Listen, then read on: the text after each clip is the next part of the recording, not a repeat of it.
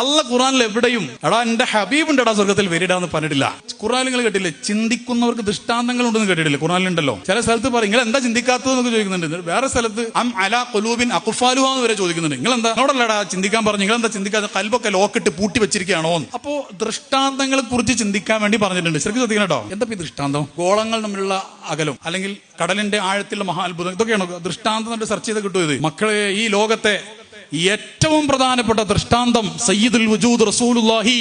അത് പ്രേമത്തിന്റെ കണ്ണുകൊണ്ട് ചർച്ച ചെയ്യുമ്പോഴേ ഏറ്റവും വലിയ ദൃഷ്ടാന്തം റസൂലാണെന്ന് മനസ്സിലാവൂ. അല്ലെങ്കിൽ ശാസ്ത്രം അത് തെറ്റാണെന്നല്ല, അതൊക്കെ ഉണ്ട്. അതല്ലെങ്കിൽ നമുക്കൊന്നും മനസ്സിലാവില്ല. നമ്മൾ ശാസ്ത്രത്തിന്റെ പിന്നാലെ അതാണ് വിചാരിക്കും. ആ ശാസ്ത്രത്തിന് ഇതെല്ലാം കൊടുത്തത് ആരാ? അള്ളാഹു. ഈ ലോകത്തിന് വേറെന്ന് പറഞ്ഞുതരാം. സ്വർഗത്തെ കുറിച്ചുള്ള ഒരുപാട് വർണ്ണനകൾ ഖുറാനിലുണ്ട് അല്ലേ? അവിടെ പാലിന്റെ പുഴകൾ ഉണ്ടാകും, തേനിന്റെ പുഴകൾ ഉണ്ടാകും, ആപ്പിൾ എന്ന് പറഞ്ഞാൽ അപ്പം ആപ്പിൾ കിട്ടും. ഇങ്ങനെ കുറെ സംഗതികൾ കേട്ടിട്ടുണ്ടാവും. അത് സ്വർഗമല്ല, സ്വർഗത്തിന്റെ വർണ്ണനകളാ. മെയിൻ തീം അതല്ല. മെയിൻ തീം അവിടെ പറഞ്ഞിട്ടില്ല. മെയിൻ തീം അങ്ങനെ പറയില്ല. അത് ഞാൻ പറഞ്ഞു, പ്രേമം സ്നേഹം എന്നൊക്കെ ഒളിപ്പിച്ചു വെക്കും. അല്ല ഖുറാനിൽ എവിടെയും എടാ എന്റെ ഹബീബുണ്ട് എടാ സ്വർഗത്തിൽ വരിടാന്ന് പറഞ്ഞിട്ടില്ല. അത് ചിന്തിച്ചിട്ട് ആശയ്ക്ക് നിങ്ങൾ കണ്ടെത്തേണ്ടതാ. അള്ളാഹു സുബ്ഹാനഹു വ തആല നമുക്ക് തൗഫീഖ് ചെയ്യുമാറാവട്ടെ.